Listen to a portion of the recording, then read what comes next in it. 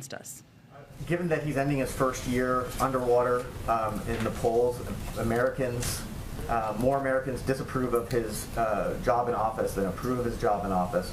What is he planning to do differently in his approach to the job in the second year that shows that he's listening to that disapproval? Well, I think what you see in most of these polls is a real frustration and exhaustion with COVID, and the fact that it is not over.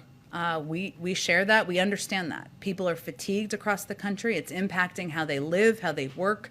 Their worries about their kids, their ability to experience joyful things in life like concerts and going to restaurants and seeing friends. We understand that. The president knows that the most important step he can take is to continue to fight to get the pandemic under control and also to lower costs for Americans across the country. So I would say it's a continuation of the fights that he built a great deal of a base for over the course of the last year. The president doesn't think that the disapproval rates are a reflection of the way he's approached the job. Again, I would point you to what most data shows you, which is a frustration about COVID.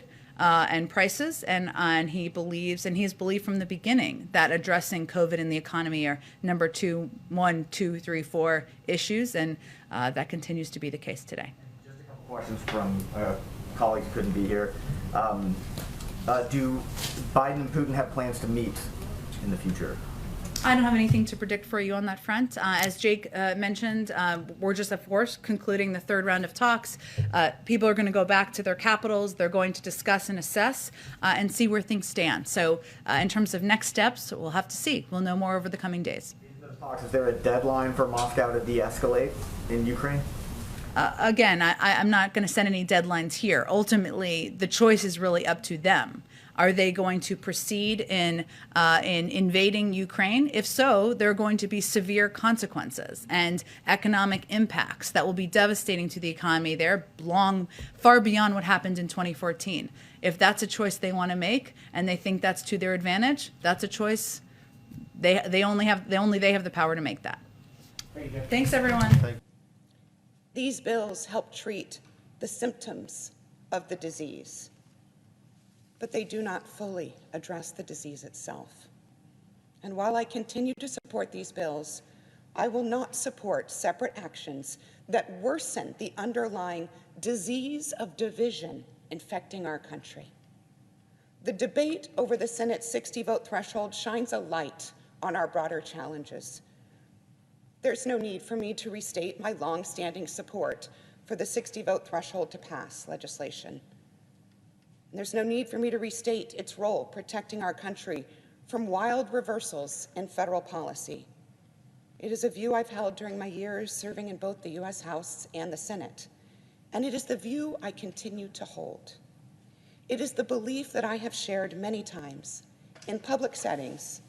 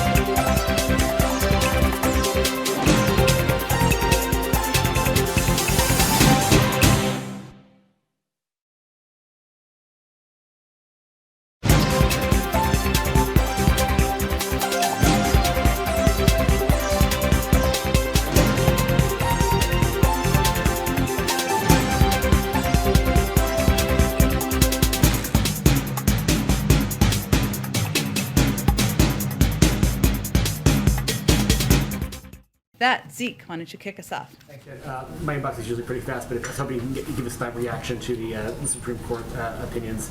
And on the substance of the matter there, how much of a blow is this to the administration's pandemic response plan that the employer mandate part of the testing or vaccination mandate struck or halted, and how will that affect the course of the pandemic? Sure. Well, I know there'll be the statement from the president that should be coming into your inboxes any moment now.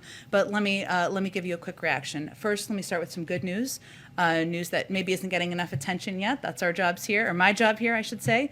CMS's requirement for healthcare workers to be vaccinated will save the lives of patients, as well as the lives of doctors, nurses, and others who work in healthcare settings. It will cover 17 million healthcare workers at 76,000 medical facilities. The Supreme Court upheld it, and we will enforce that.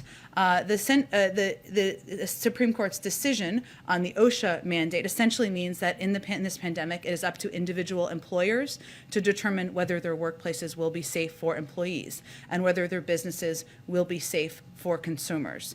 So President Biden, you'll see this in his statement, will be calling on and will continue to call on businesses to immediately join those who have already stepped up, including 1/3 of Fortune 100 companies, to institute vaccination requirements to protect their workers, customers, and communities. We have to keep working together in order to get this done to save more lives. I would note that there are a couple of good signs in terms of without this, even in spite of the ruling, that we would point to. One is that 57%, according to a Navigator poll, of Americans support vaccine requirements. According to a Wills Tower Watson's report, a survey of 534 U.S. employers, a majority, 57% of respondents have or will require their employees to get vaccinated against COVID-19. Why? Because employees want to feel safe in the workplace, because they want to incentivize workers to come back to the workplace, and because they've seen large companies across the country implement this and see how effective it is.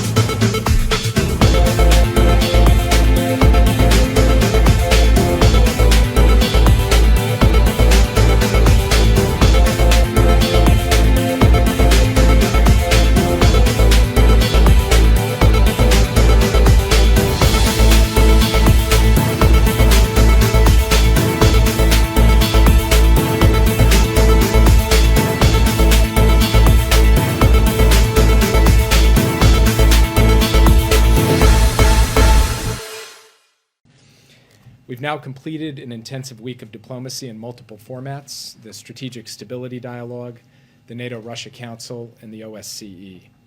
Russia raised its concerns, we raised our concerns, including the actions Russia has taken to undermine European security that Secretary Blinken spoke so eloquently about last week. We stuck to our core premise of reciprocity. We were firm in our principles and clear about those areas where we can make progress and those areas that are non-starters.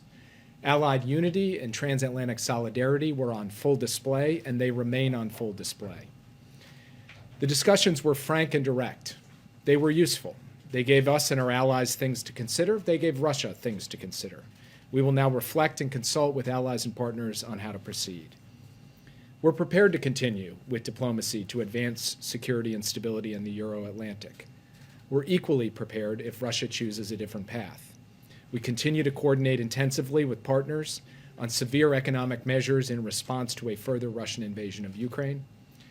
We continue to work with allies at NATO on changes in force posture and capabilities, especially on NATO's eastern flank, if that scenario arises. And we continue to support Ukraine and the Ukrainian people in the defense of their sovereignty and territorial integrity.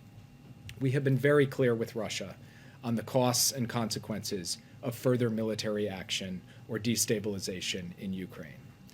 So we're ready either way.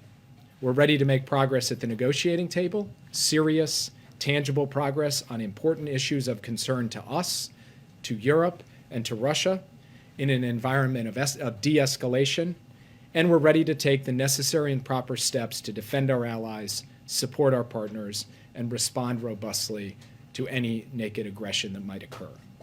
In our view, diplomacy is the more sensible path. The Russians will have to make their own assessment. In terms of next steps in the diplomatic process, we'll remain engaged with allies and partners and with the Russians and make determinations in the coming days about what comes next. I'm going to leave it there and be happy to take your questions. Is there an agreement to hold